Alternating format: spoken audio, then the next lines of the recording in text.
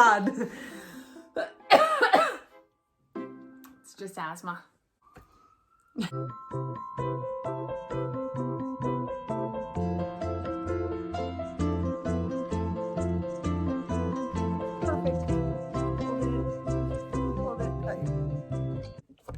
Hi everyone, welcome back to our immunity series. Today we're going to be talking about building immunity and how your body does that. The first thing we're going to be talking about today is what the body does when it sees a pathogen that it's seen before. I don't get it. So let's say you're at the bus stop, right? Mm-hmm. You're waiting, you're just hanging out, and someone comes up to you and they steal your phone, right? Heavens. You see them, they take your phone, they run away. Mm-hmm. Like, what the heck? I know. Now I got a lost phone. Right. It's not lost. Stolen. Stinks, but you move on.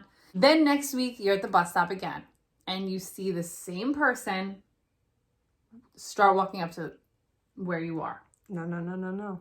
Are you going to just act like they're a normal person? No, of course not. You're going to see them. You're going to be like, that's who stole my phone. And then I'm going to beat them up. Who knows what you're going to do? Maybe you're going to run away. Maybe you're just going to make sure your phone is secure in your pocket. Maybe you're going to tell the person next to you hey, watch out, they stole my phone.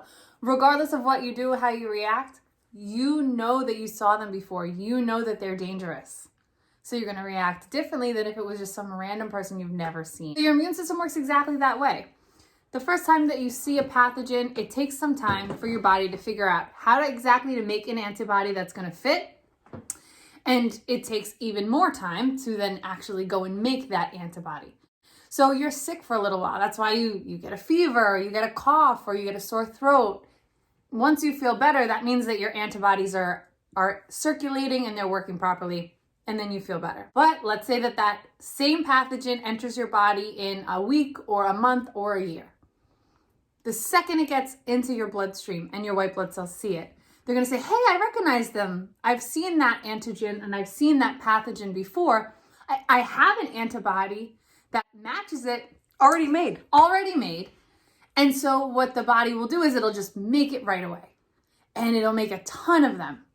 There's a huge spike in the amount of antibodies that are made after that second exposure, or third or fourth or fifth or sixth exposure to the same thing. And then you're not going to get sick because it doesn't take that same amount of time for you to figure out how to make the antibody, make them, circulate them. You see it, you immediately multiply all the antibodies that you have that fit with that pathogen, and then you get better right away. This is a little bit of a preview into our next video, but this is the reason that we have vaccines. It is. And why the world right now is searching so desperately to create a vaccine for coronavirus, because if we can have that, then we can inject people with it and they can make Don't give it away. Antibodies for coronavirus. Don't give it away. That's the next video. So this next part that we're going to be talking about is what it looks like when a pathogen enters a body for the second time. That was a struggle to get out. As a pathogen begins to circulate throughout the bloodstream, the white blood cells, which are in blue in this diagram, will take notice right away of any antigen that it doesn't recognize. So we can start to see here a little green pathogen who looks kind of mean, starting to flow through this bloodstream. So right away, a white blood cell is going to see it. It's going to say, I recognize them. He's back. He made us sick last time. We got to get him. So he's going to call all of his white blood cell friends and going to say, hey, we got to start our attack here. We got to get as many antibodies as we can. We know what they're supposed to look like. Call everybody, tell them to get as many antibodies as possible, and let's get this guy. So the antibodies quickly arrive. They move all the way through the blood as fast as they can towards the pathogen. The pathogen knows it's in trouble now. And the antibodies are going to go arrest the pathogen right away, preventing you from getting sick.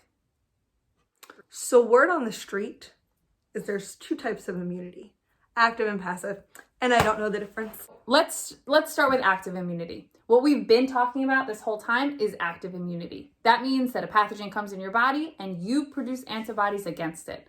If you produce the antibodies, you get the memory cells and you'll be immune to it for the rest of your life. A passive, this is different. This is if someone is given antibodies to help them fight an infection. There are two good examples that we'll use. One of them is really relevant right now, having to do with coronavirus. You might have heard in the news that there are doctors and scientists that are asking for people who've recovered from coronavirus to donate their blood.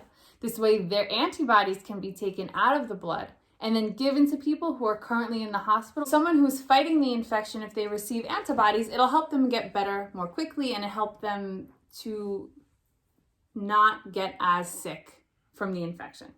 That's one example. The other example of passive immunity is having to do with breastfeeding. So when a baby is breastfeeding, its mom's blood receives any of the pathogens that are in the baby's saliva. The mother's body then responds by producing the antibodies that are needed for the baby and then putting those antibodies into the breast milk. Mom gave us tons of antibodies. And, probably more for me because I'm younger. Probably Can't you more tell? for you. Not that much. A lot younger. Whenever a baby is breastfeeding, they're getting antibodies from their mom, which are going to help them to fight infection in the moment, which is great, especially because babies have very little antibodies because they're, new to the world. Brand spanking new. The only bad thing about passive immunity is that it doesn't stay forever. So the antibodies that are given to someone, they I work. actually didn't know that. Yeah. I thought they were forever. They're not forever. No. Well, then. So they work in the meantime. They work when they're given to you in the next couple of days. But since you don't make the antibodies yourself, you don't get the memory. So if you are exposed to the same pathogen 10 years later, you could get it again. Unless your body produced its own antibodies as well. And then in that case, you'd be immune. The more you know. So I didn't know that active part. versus passive immunity. That's it, people. We all learned something new today, huh? Something that's a little bit confusing, though, is if you can only get sick with the same pathogen once, why can you get the cold or the flu every year? That's a really, really great question. The reason is because these pathogens come in strains. A strain is a different DNA sequence. So the second that pathogen enters your body again with a different DNA sequence, that means it has different antigens on it. So the body doesn't recognize it as the same pathogen that it previously was. Even though it's a part of the same type of pathogen, it's technically not that exact same pathogen you once fought off. So your body doesn't have the equipment to fight it off. So the cold that I got last year has different antigens than the cold I got this year. Absolutely. And so I had to make antibodies against both. Definitely. That's why sometimes if you get the flu shot, you can still get the flu because you only get the flu shot for one strain. And there are so many strains that go around every year. But they just make the flu shot the strain they think is going to be the most popular. All right, guys. That is our second episode of our 4-part series of the immune system. Thank you for joining us again. And we'll look forward to seeing you tomorrow. Tomorrow is going to be all about man-made defenses. So vaccines, really antibiotics, all that Super good stuff. fun. Don't forget to like, subscribe, put on your post notifications, follow our Instagram at Biology with Ms. Ziegel. Make sure you follow your other teachers too. They miss you. Yeah, and that's it. And leave us any comments if you want. Adios.